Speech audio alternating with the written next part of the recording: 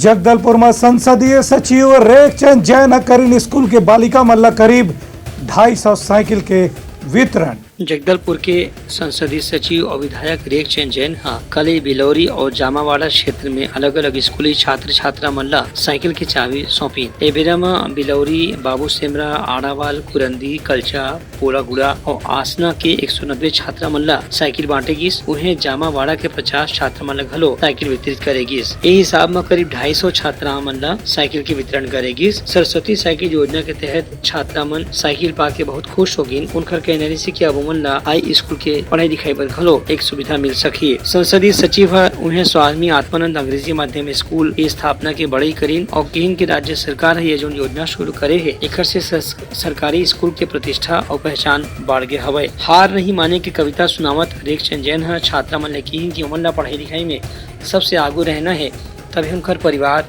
देश और समाज के तरक्की होही। ए बेरा में जामावाड़ा में विधायक निधि से बनने वाला सीसी रोड और माता मंदिर के निर्माण के भूमि पूजन घलो संसदीय सचिव करीन, जेमा के करीबन 36 लाख रुपए खर्चा ही। संगे संग 71 लाख रुपए के बने नवा हाई स्कूल भवन के लोकार्पण घलो करीन। ब्यूरो रिपोर्ट, उतलंगा न्यूज।